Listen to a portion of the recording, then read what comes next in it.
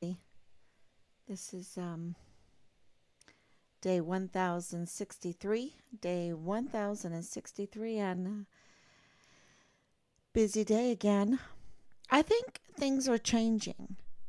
When I see T-shirts of people saying they need to disband the FBI, when I see the distrust in Washington D.C. on every aspect, the DOD, the DOJ. I mean, I know that the Pentagon is not in D.C., but where the military is now being distrusted, that is a real new one for me and in my life. Um, and I think it's a deserved distrust because we have given them everything for so long and everything. And now it's they have betrayed us. We have 44 four-star generals, y'all.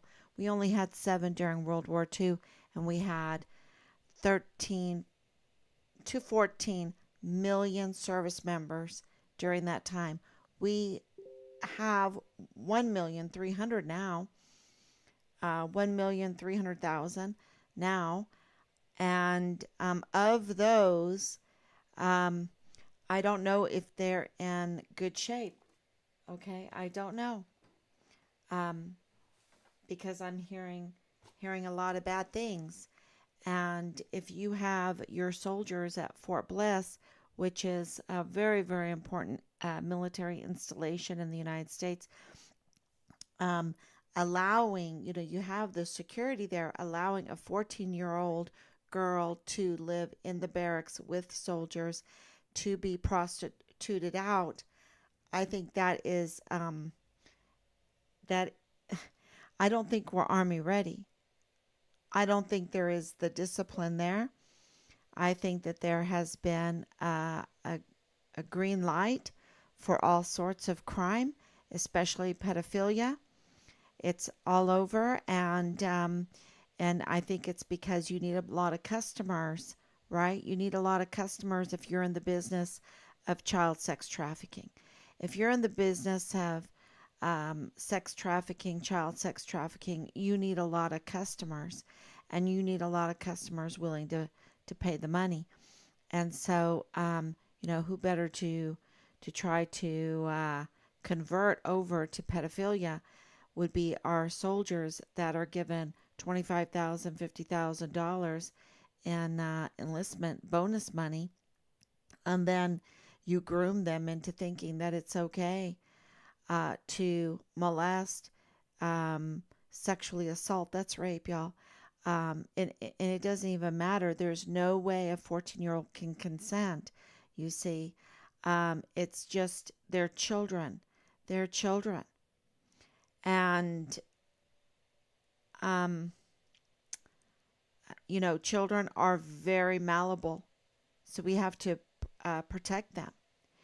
And so there's no consent uh, accepted from any child. And this is a green flag going up on our military installations. And thank you for reminding me to check if I'm on.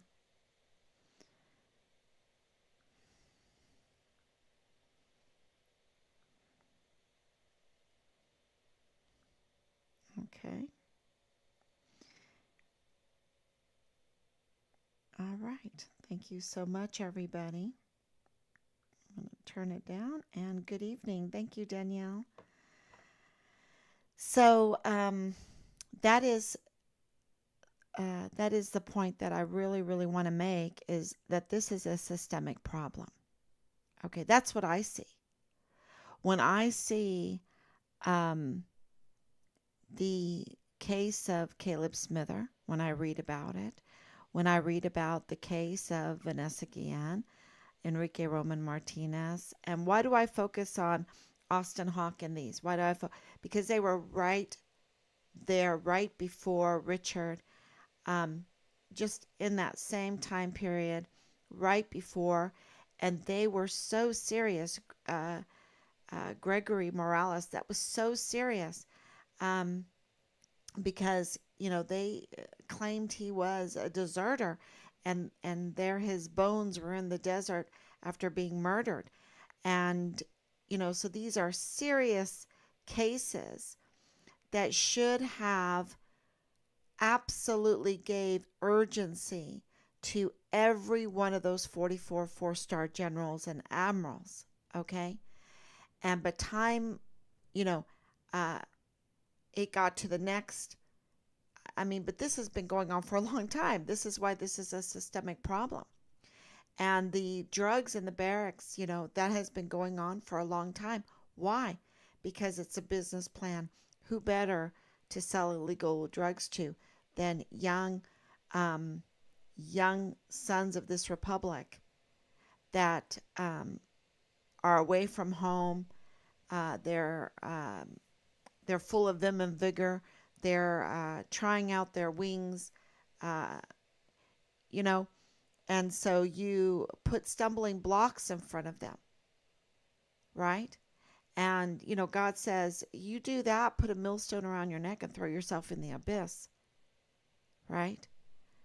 We're not supposed to put stumbling blocks, temptations of Vanity Fair in front of our young people, especially our young children that are turning into adults, because they're going to make mistakes anyway. We all have been there, right? We've all been there, done that. And we all look back and say, oh, thank God for my grandmother, or thank God for this mentor, thank God for this sergeant, thank God for this general, thank God for, uh, you know, my pastor, thank God for my good friend, thank God for my good friend's parents, or whatever, right? We look back and we are very appreciative of people that have helped us through or prevented us from making even worse mistakes. Because when you are going from child to adult, it's, you're, my Oma used to always say, beauty is wasted on the youth. And she would laugh because, you're so young and beautiful, and you make mistakes. You make mistakes. And so, and this is what I was trying to tell CID. And I was so frustrated because I was like, why don't they get this? Why don't they understand this? Well, now I understand why they didn't get it, because they are implicated in the disappearance of my son. They absolutely participated in the disappearance of my son. They were absolutely covering up, had a conflict of interest in the disappearance of Richard. And they were keeping from us that Richard made CID complaints. We were like, he made IG complaints. Oh, no, no, he didn't do that. And they were telling the truth because he made CID complaints. But they did not tell us that he made CID complaints. They did not tell us that Tavita Nusa, who was involved in Richard's case, was leaking Richard's file, who is a key suspect by a prime witness that has been maligned, that has been retaliated against. And that prime witness, um, y'all, is a it's somebody that is never a prime witness.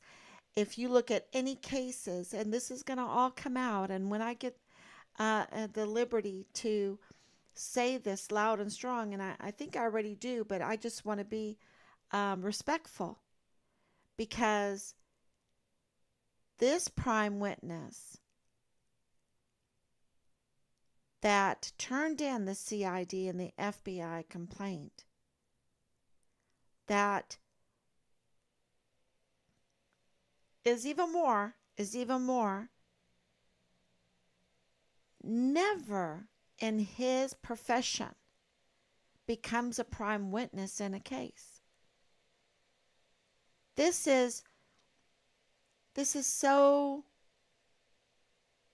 incredible, so unusual, so magnificent, in the respect that this person had the courage to do this and knowingly have ramifications, knowingly that there were going to be some retaliations.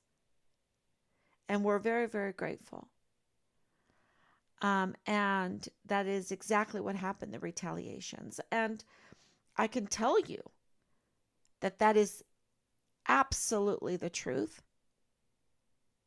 Absolutely the truth. And what that does is um,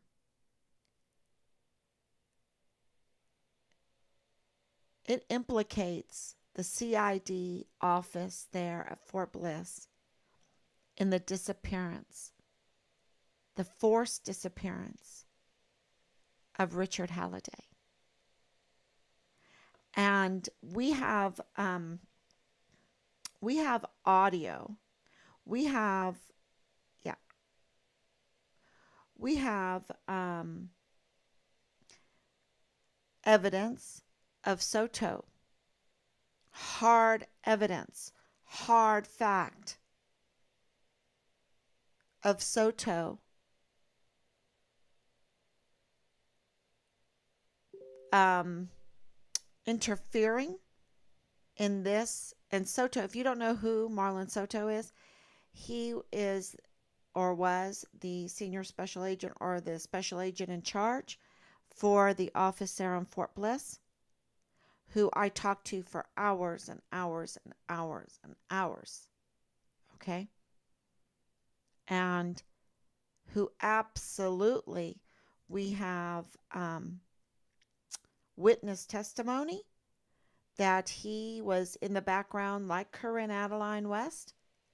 They were like partners in this campaign with others, I'm sure, campaign to smear Richard behind the scene. Now, Corinne Adeline West, she had the social media community that she was doing that to, and probably still is.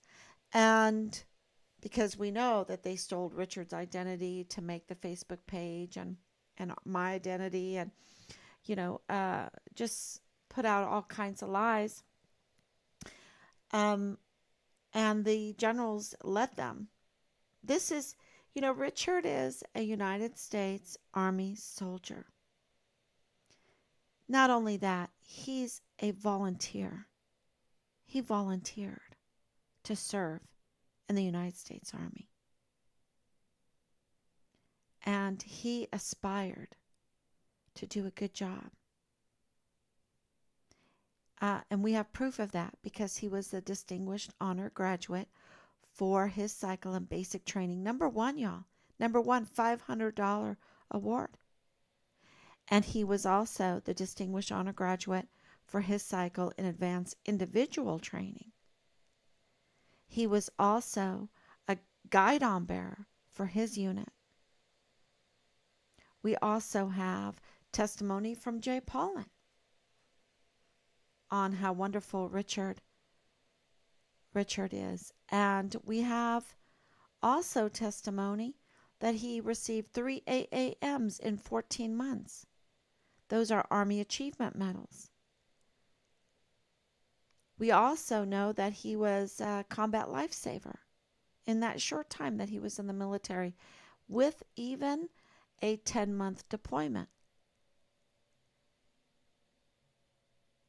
So the smearing of a character and allowing it and being, his birthday is just about a day away. And to smear someone at his age, born in 1999, at his age, to smear someone, and this is 3 years ago,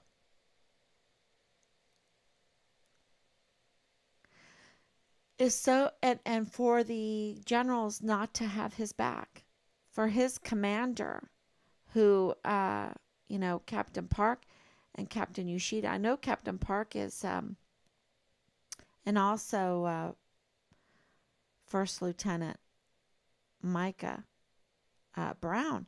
I know that they're West Pointers, but they're up to no good. They're up to no good. I can tell you that right now. They are up to no good. They did not tell us that Richard was a whistleblower. That means they're up to no good.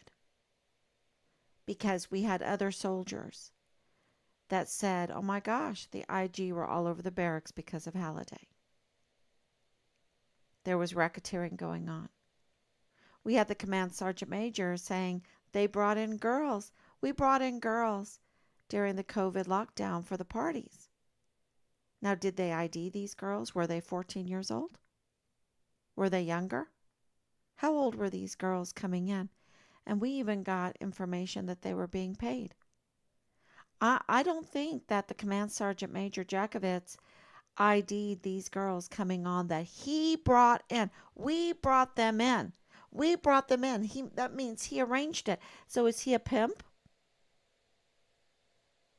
Is he a pimp that he's paying girls to come in with Major General Clem Coward on post? Did he ID them? Were they all 21 years old? Every last one of them proved that they were all 21 years old. Why do you, why, wait a minute, Pat.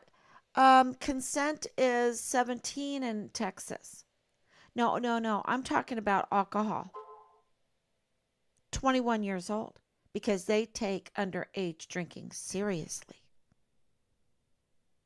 They wouldn't bring in anyone under 21 years old to have a party in the barracks with these 17 to 25-year-old soldiers that right next door is a class 6 and it's a party every day. And remember the soldier that defected, and he was from El Paso. He defected to Russia.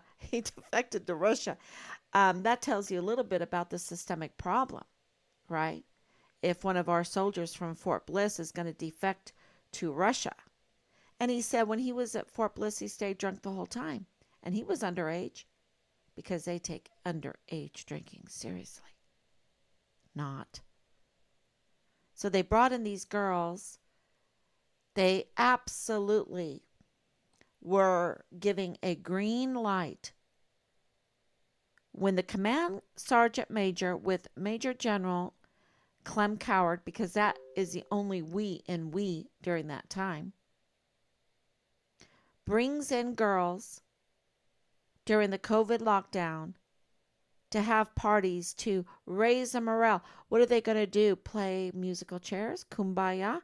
Hold hands? And the command sergeant major is going to be right in the middle, making sure they're 6 feet apart? I don't think so.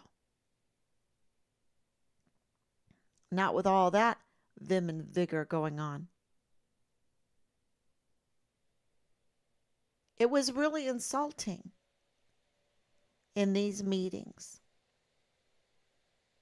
by these leaders that are absolutely up to no good. The JAG absolutely up to no good. I mean, we have Leilani Hart saying that because of her hula expertise, I shouldn't talk for her, but there is a complaint in the El Paso Police Department of her boasting that she controls the CID at Fort Bliss. Does she control the JAG? And, hula dancing can be very hypnotic. You can hypnotize many a man with hula dancing. It's amazing. And I'm not joking with that. Especially if you follow through with other no good things. And the sex cult ideology is, front and center on all of this. The grooming of our young people. I thought they were in the military to defend the Constitution. Right? Not to be groomed into a sex cult. not to participate with criminal action. And then if you're a whistleblower, then you're retaliated against. But if you are in a high position and you're taking major drugs, illegal drugs, and uh, flinging weapons around, then you're okay. You get that pre-trial diversion. Pre-trial diversion. Um, it really is a justice system that is not equal. And what they did to Richard is very interesting. And I want to talk about it today because, um, we can almost compare. There is a comparison with A Few Good Men. And I believe that somebody else had made a comparison already on paper, A Few Good Men, comparing Richard's case with A Few Good Men. Can you believe that? That a person would compare Richard's, and it wasn't me. Um, but I think that it's pretty interesting. The thing that you have to keep in mind is A Few Good Men. They're going up. The setting is a military justice system. And I believe in Richard's case, it is the military justice system also. And I believe it's the civilian justice system. Because I believe that Bill Hicks absolutely could look into, and I think it's his duty even, to look into this case. And I'm wondering if Yvonne Rosales was looking into this case and that's why they got rid of her. I'm wondering. Because it seems like everything stopped with Bill Hicks. Many different cases. So we'll see. So this is about the military justice system and the civilian justice system, as well as in A Few Good Men. What is the central focus? I have some notes here, and that's what I'm looking at. Mysterious disappearance of Richard Halliday, the forced disappearance, the murder of you can say potential murder. I would say the murder of Richard Halliday, because we haven't gotten an answer back to, can we have all of the autopsies in Richard's case? I mean, if we request all the autopsies in Richard's case, you would think that they would write us a letter very quickly and put it in the mail and say, ma'am, there is no autopsies in Richard's case. But they haven't done that. They haven't done that. And another reason why I believe this is the murder is because you have Nadal Baim, the FBI man, state to the Dollar General cashier that he was with the FBI. He told us he heard it from a lieutenant colonel. That's like no third party there. Okay, he told us that, and he happens to be the father-in-law of Lieutenant Colonel Bradford Bugado from the G3 of the 32nd ADCOM. Okay, and he would know because that's operations. And he tells the cashier that he's with the FBI and they have found Richard. But they're looking for him in 5 different places. And she said, he lost me there. Why did he say that? And then when he went to the door, she goes, is he okay? And he waved her over and he said, he's dead. Shh. Right? And she's like, I didn't understand that. But now, if you take into consideration the lead of the autopsies, the locations, and I'm wondering if they took pictures, because if you find remains, you take pictures, right? So, are there pictures of remains at Area 244? Are there pictures of remains at Red Rio Range? Are there pictures of remains in Mexico at kilometer 2930? Right? This is part of our questioning. And then we were asked yesterday about the fugitive apprehension unit. It was a team of two that came to our house. They are an assault team from an assault unit. My husband clarified that with me. He goes, they're not like just the police that come to your door, you know. This is an assault team. They're in full battle gear. And I'm like, yeah. They're meant to intimidate. Yes, absolutely.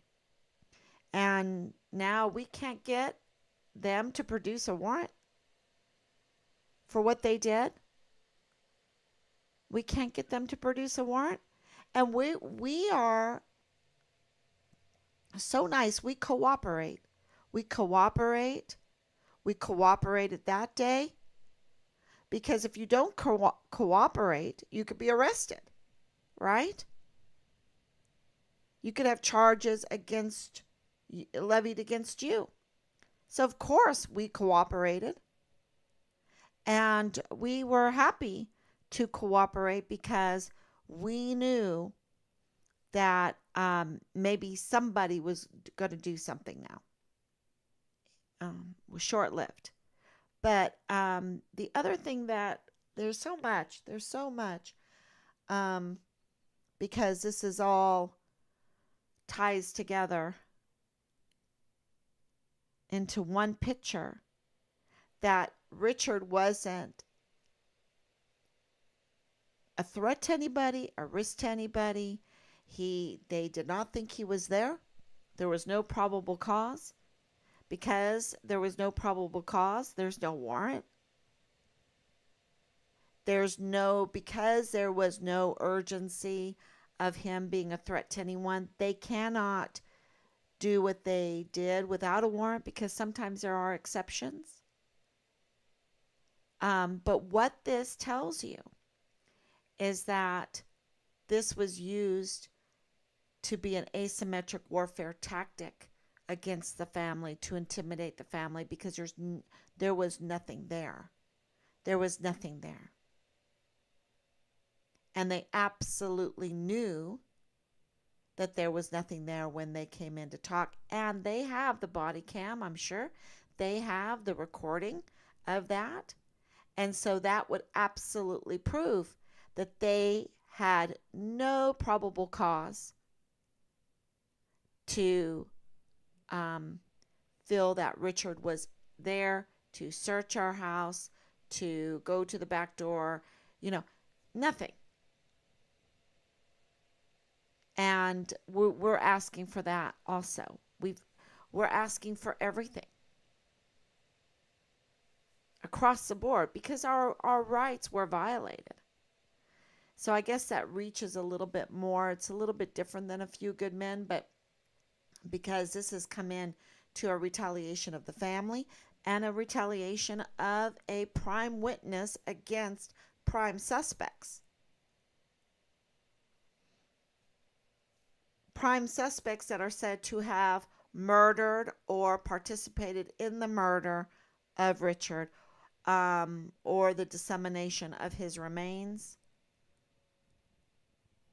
the dismemberment of his remains, the getting rid of the evidence, the leaking of his file. And if that happened on the 23rd of July 2020, and the reports are that the partial remains were found at Red Rio Range 28-29 July into the 5th of August, because they found it 2 different times, then in September it makes sense that they weren't worried about Richard because he wasn't alive. It's all like a cover up. It's all a cover up. And then it makes sense out of the yellow Interpol. They couldn't put a red Interpol. And I'll tell you another reason why they couldn't put a yellow Interpol. I don't think they even issued an AWOL status until, I would think, about the 31st of August. Because we have, and this is where Senator Ted Cruz comes in, because now he's a key witness. He's a key witness of the CID not starting an investigation until the 1st of September 2020, because it was Director Ford's letter to Senator Cruz that told him that the CID didn't even start an investigation into Richard Halliday until the 1st of September. Now that's really strange. If you have the likes of Soto behind our back, even at the task force find Richard Halliday, because that was on the 9th of November 2020. So way before then, and they are laying out the groundwork of a smear campaign against Richard, of a character assessment on Richard for law enforcement, giving everybody their talking points, everybody their narrative about Richard without it being the truth. That's a false witness. Thou shalt not bear false witness. And Soto's making everybody, or maybe under the orders of McConville, General McConville, who totally was up to no good, is totally a criminal, crimes against humanity. Okay? That's the tip of the iceberg, is crimes against humanity is the tip of the iceberg? Wow. And it absolutely is just the tip of the iceberg. So who gave, was it Lieutenant General Donna Martin?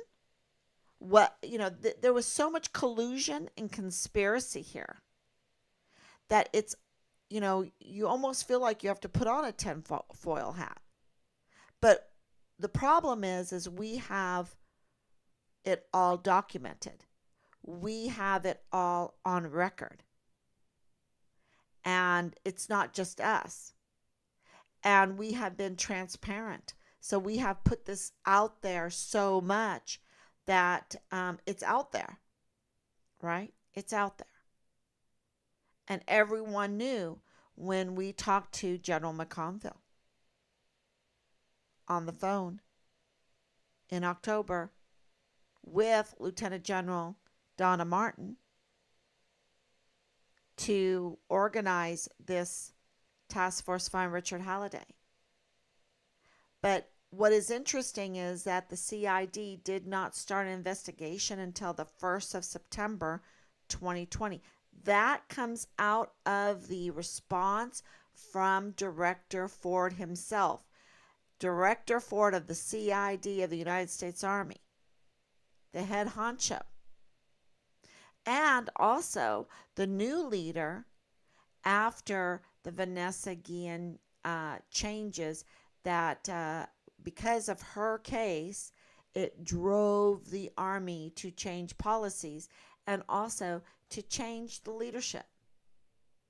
So we have a civilian leadership that answers to the general.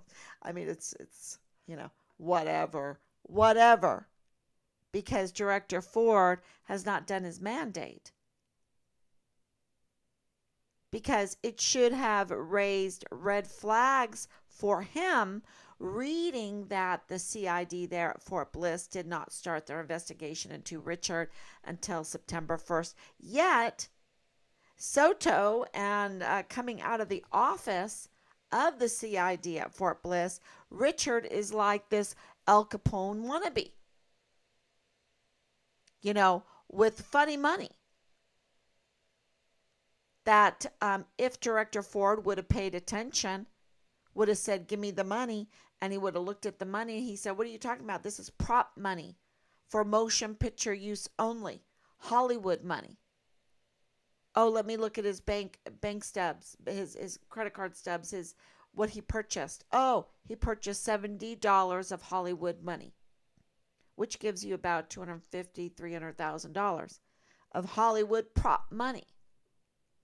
And they use that to put forth a narrative that Richard was, um, dealing with funny money or fake money, um, illegal monies, I should say. Counterfeiting, that's what I want to say. That he was counterfeiting money, but he wasn't. He had legal prop money. Just like anyone will have the cubic zirconian um, earrings or a big ring or a fake Rolex watch.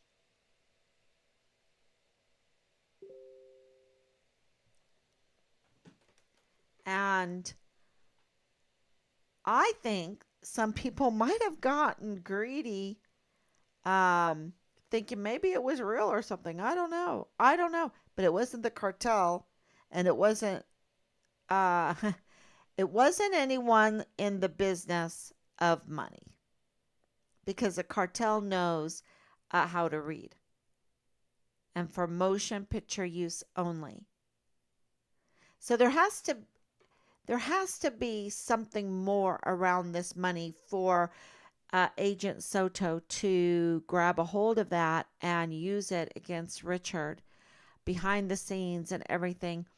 But the point that I'm trying to make is it didn't stop there. They tried to smear him every which way, even from the guard mount, the military police guard mount. Okay, that's right there in the same building as the CID. And so they were on a smear campaign, which means they were on a cover up. And this didn't happen until, uh, I don't know, the investigation happened starting September 1st. So if this is all true, I think that Senator Cruz and the newly head of the CID, Director Ford, should have said, wait a minute here. Didn't Richard go missing the 23rd of July? If he was this criminal, this kingpin criminal that you're saying, why didn't you start an investigation out on him earlier? I mean, wouldn't that be the logical thing to say? You know, but we have a recording of Marlon Soto, um, of him tampering with a witness. Um, we have, y'all, he scrubbed Richard's file of this witness, our prime witness. I would call Nadal Baim a prime witness too. I wonder if that was scrubbed. You see, how much was scrubbed from the file? Because we know of one, certainly, that was scrubbed. But see, Director Ford um, should have questioned. If he's the head of a criminal investigative division of the Army, he should have went, wait a minute, why did this start so late? What's going on? Show me the calendar. Show me the timeline. Show me what's going on here, right? Show me proof. Where are the counseling slips? Where are the drug dealers? Where is the big money? Where's the big car? Where are Richard's things to prove that maybe he was doing things? And there's nothing. A Christmas tree, and wasn't the most expensive Christmas tree. Um, where's the computers? Where's the phones? Where's the we still don't know where that is. Where is the gaming unit? Um, so that's why we have a request in with the JAG for all of that, because we are our rights. Now it's a double case. Our rights have been violated because of the fugitive apprehension unit coming and searching our house without a, and they can't produce a warrant. Where's the warrant? And they're blaming it on record keeping. Really? Really? Fugitive apprehension group has record keeping problems? An assault unit has record keeping problems of, where you're going to send your assault team. And, this is could it be? Okay, maybe, because look, yesterday, my husband corrected me, a 50 caliber rifle worth like $10,000 if before inflation, um, is laying right there in the middle of the road on Fort Bliss footprint. What? I mean, are they so careless? They're so careless. This is what I'm saying. We have 44 four-star generals and admirals, and there's so much carelessness. So don't tell me that would have happened with Patton and MacArthur and the other five generals during World War II. There was discipline, right? We had to fight a war. And we've been at war for decades, and we have a 50 caliber rifle just abandoned in the middle of a street there on the Fort Bliss footprint.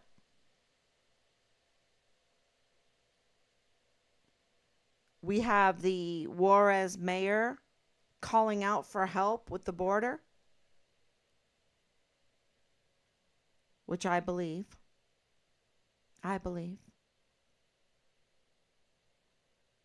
So our 44 four-star generals are serving.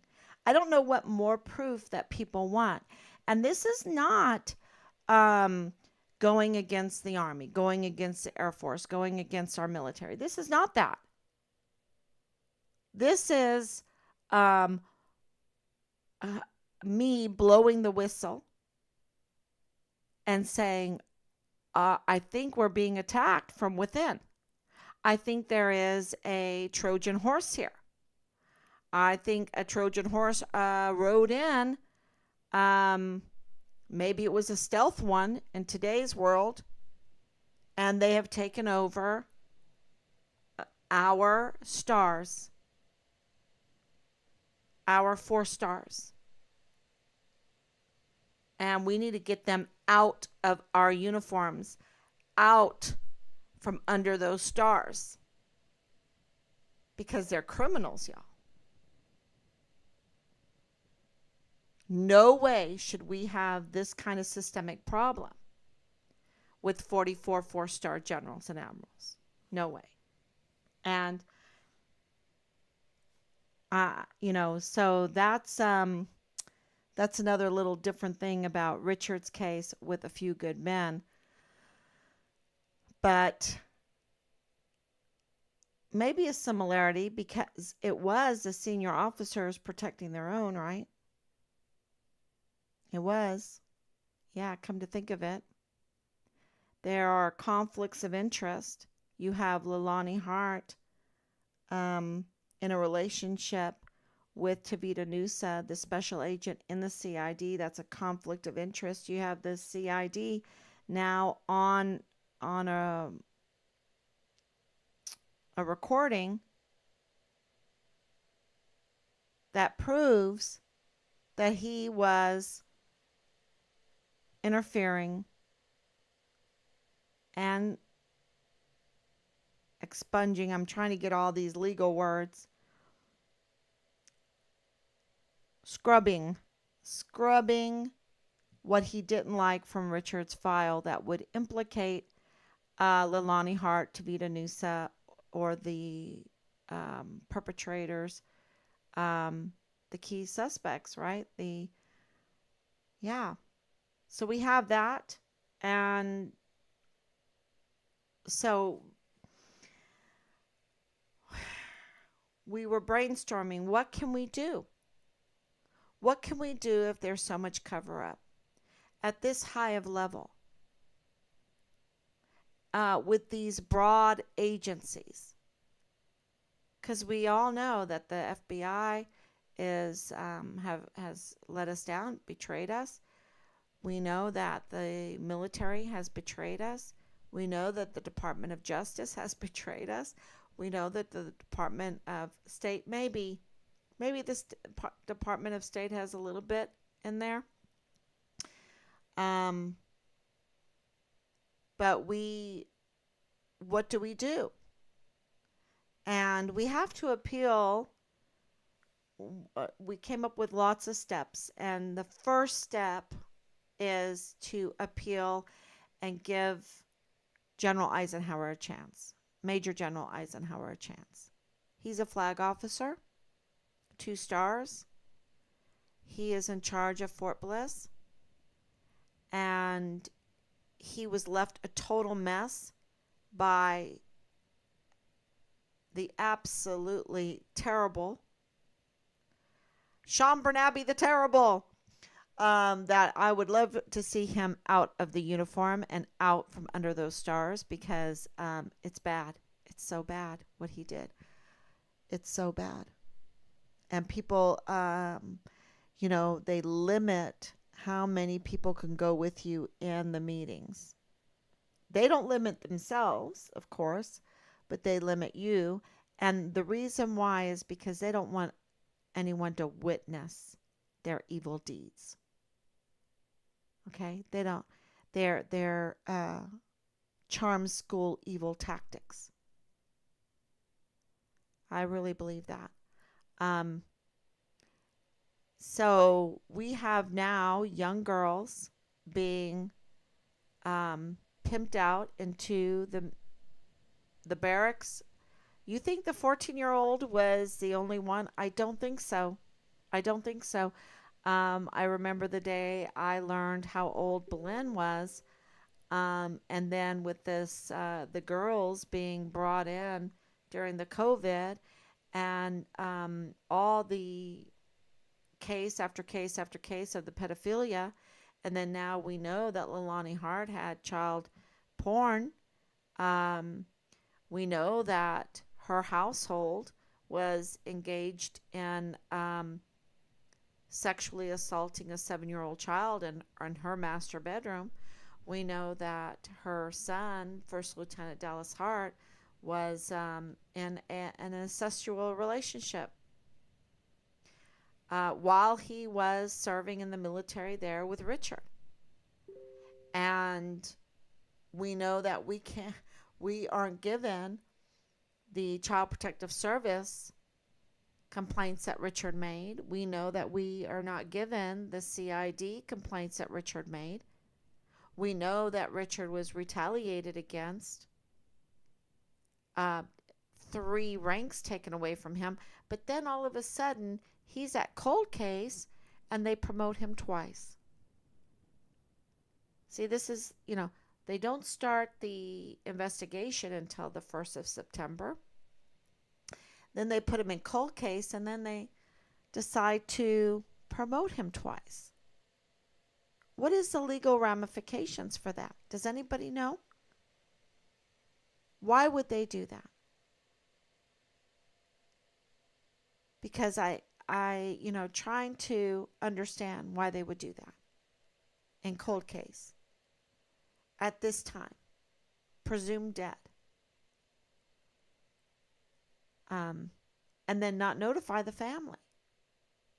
We would never have known unless we got the incomplete archives from him that my husband's been working. This is the amount of time, amount of distress, amount of anguish, amount of bullying, the taking away of our freedom, taking away the freedom to be able to grieve.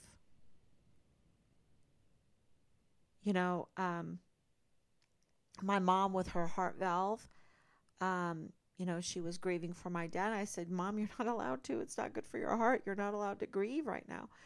Um, and I said, it's like Richard's case. We're not allowed to grieve because we have to be on this all the time. And if you grieve, um, then you can't really function. You're grieving. That's your function, is to grieve. That's why a long time ago, like in Gone with the Wind, you wore the black because people let you have a time to not really function, to grieve your loved one. And it's very healthy. So they claim to want to be for our health, but they don't let us grieve, which is a natural process in life, right? I shouldn't say natural, but a needed process in life. Because with my faith, I don't think death is natural. God never intended it to be. He intended us to live, right? So, but because of our situation, we need it, and we're not allowed to.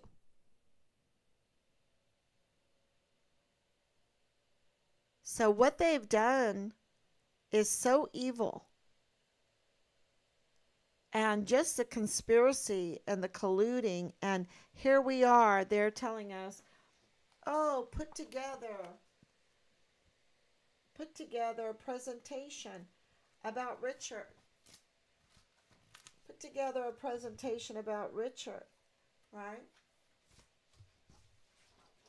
Um, so that we know who he is, right? But that's November 9th. But all the while, they've got their team working in the dark, in the back, underneath, stabbing us in the back, stabbing Richard in the back, because they're conducting a smear campaign on him and telling lies that are easily debunked. And they were debunked the minute that Director Ford wrote that letter to Senator Cruz and said the CID didn't start investigating Richard until the 1st of September 2020. And I'm thinking that that's a lie, because Richard had a file with the whistleblowing, right? He had a whistleblowing file. So did they expunge that? Did they just get rid of that whole whistleblowing file? I mean, we know that video was tampered with, video is missing. Where is the CCTV footage? Where are the pictures? Did they take pictures of his remains, of the murdered areas? Why can't they say no to any of that? So, how is, to go back to comparing Richard Halliday with A Few Good Men, um,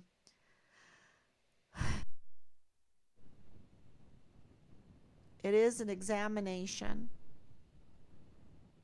of the Few Good Men is an examination of the military justice system, but in Richard's case, it is implicating the military justice system.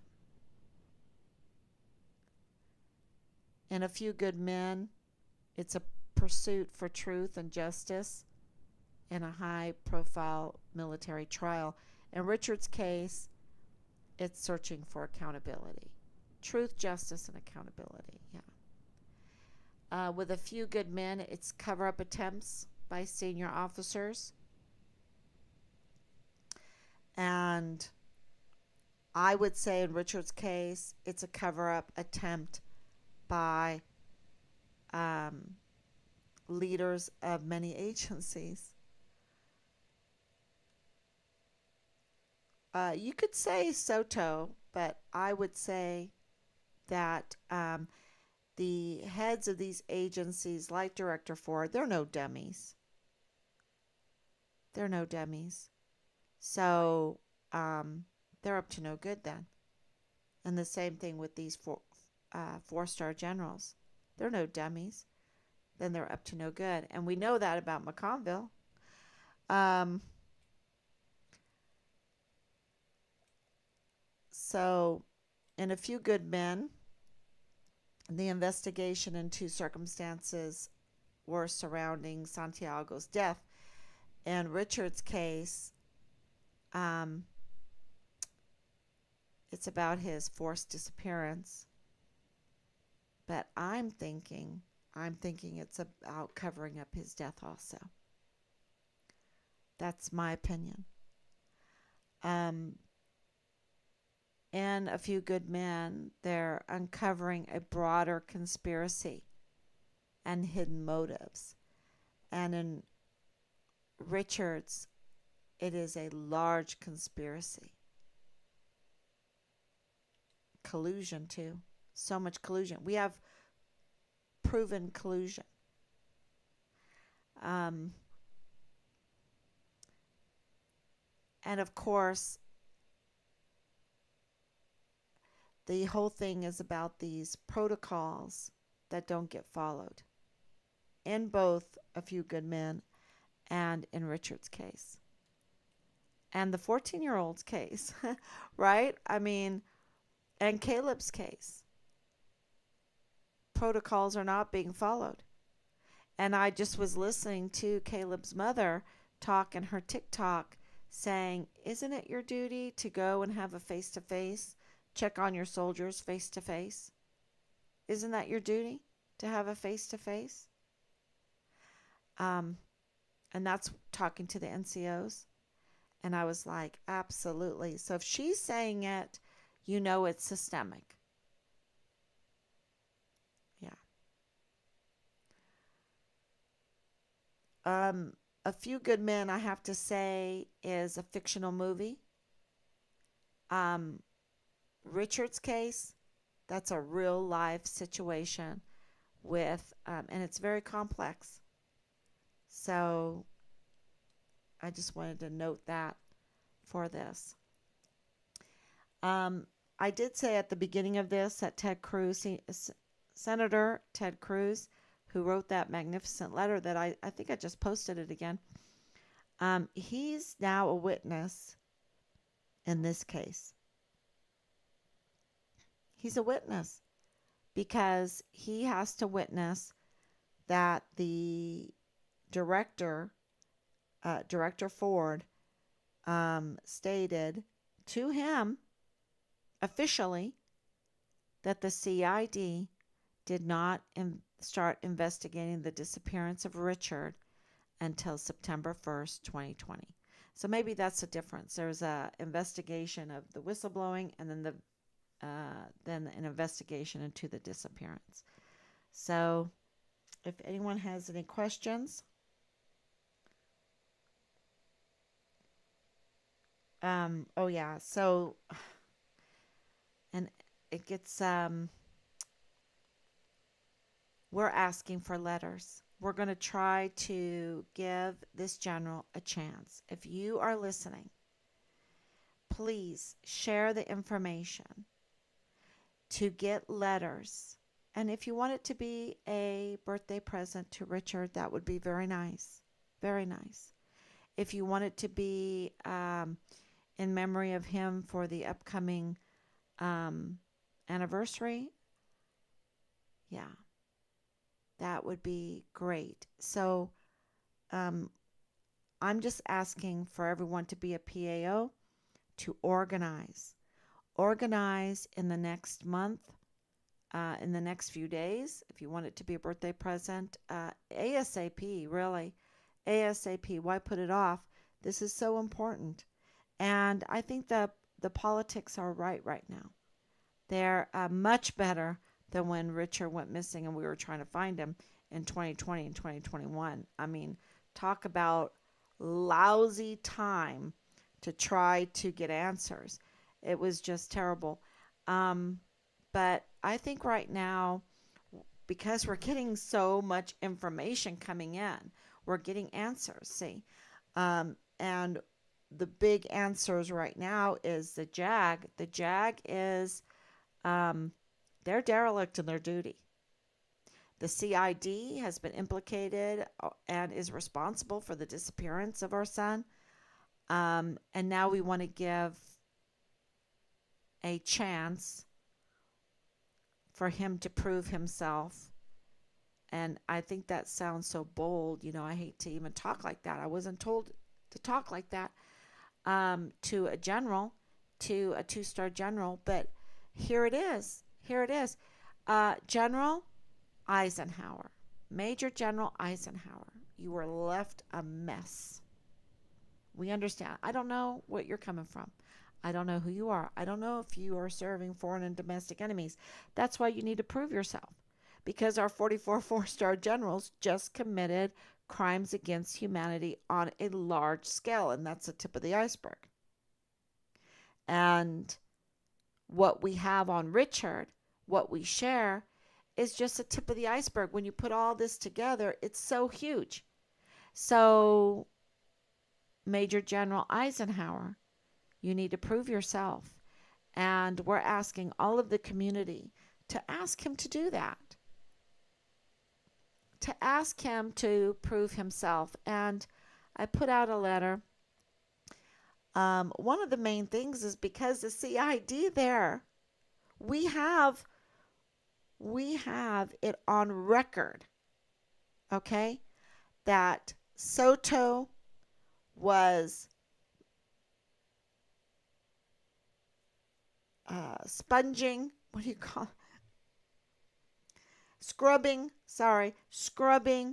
Richard's file of things that would help Richard get, the key witnesses, the prime witness, information. We need to know what he scrubbed, but we know he scrubbed it because we have it on record. Yeah. Yeah. So that is a big deal. The other one I have here is a list that I made, and I posted it. Let me see here. Yeah, I'm calling the community to definitely help us. Give, this is a birthday present to Richard, but it's also for our country, for our military, to give an opportunity for a Major General Eisenhower, to do the right thing for his country, to defend the Constitution, to show El Paso, to show Fort Bliss, to show the service members there on Fort Bliss that he can do the right thing. And I think we need to give, that opportunity, just like this live stream has given opportunity to Leilani Hart, to Tavita Nusa, to Dallas Hart. He called, and that's interesting. So, we're giving them opportunity to defend, to make sense, and we need to give Major General Eisenhower that opportunity too. And everybody's watching. And why? So I have it. Let's see. I have it right here.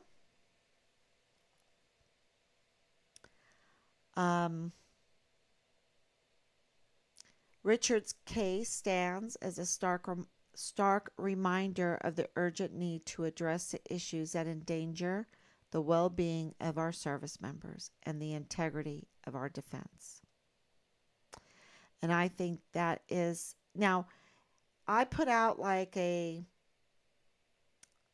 postcard that you can fold, but before you fold it, you can just write whatever you're requesting for him in our behalf, as far as find Richard Halliday. You can write find Richard Halliday, and he knows exactly what that means. So we will keep it very simple, or we gave an illustration of our letter that we sent, and we sent a little bit more to that. But yeah, we would really, really appreciate it if you can go to church, your clubs, maybe print out those that postcard, foldable postcard, and even if it's in black and white, and put it in the mail, that would really help. It would help us, of course, but it would help. Just think if he would do the right thing. He would be such a hero on Fort Bliss. He has the power to click heels together. He has the power to find Richard. He has the power to hold so many of these people accountable.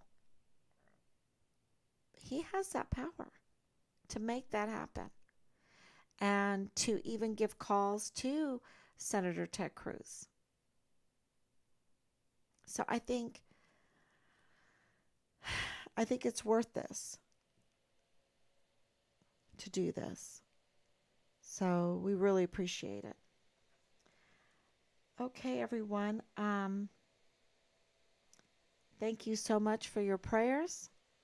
We love you. We appreciate that you come on for so long, 1,063 days. We still have the $150,000 reward for credible information leading to finding Richard. You can call 941-677-0060. We do have moms, mothers of missing, murdered, and maligned soldiers that,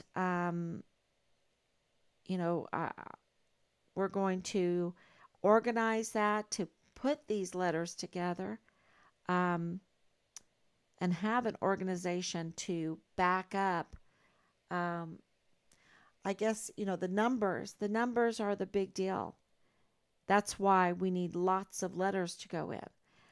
They need to know that there's constituents. There needs to know that there's a community that is watching them and that the community is supporting them because the system is not supporting them. You think that the system has that general's back? I don't think so. I don't think so. I think if he was a whistleblower, we need to let him know that we have his back. I think there's retaliation at so many levels for doing the right thing. They want people, if you haven't watched Pilgrim's Progress, it's on Amazon Prime. Watch Pilgrim's Progress, especially the part with Vanity Fair. It's very, very telling. Because if you're not participating in the Vanity Fair, the games of Vanity Fair, the crimes of Vanity Fair, the sex cults of Vanity Fair, the racketeering of Vanity Fair, the criminal business plans of Vanity Fair, if you're not participating in them and you don't like that they're taking advantage of the people, then, the judge is going to go after you. The people are going to call for your death.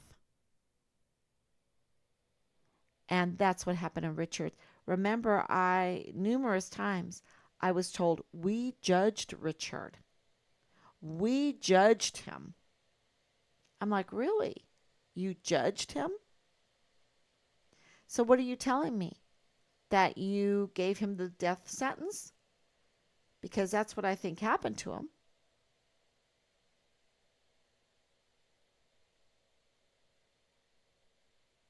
I didn't respond to it, but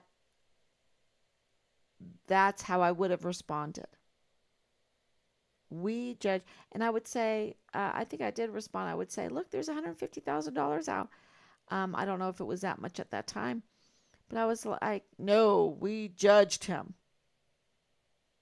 And you see, the only thing that I think would keep people from trying to give us information to help us find Richard to get $100,000 or $125,000 or $150,000 would be because they were trying to save their skin because they knew Richard had been murdered, and they would be implicated in that. That's what that tells me. So I don't know. You give me your feedback. Please give us your prayers. Please also mail out that letter to Major General Eisenhower. Thank you so much, everyone. God bless you. And I will be back tomorrow, God willing. Bye bye.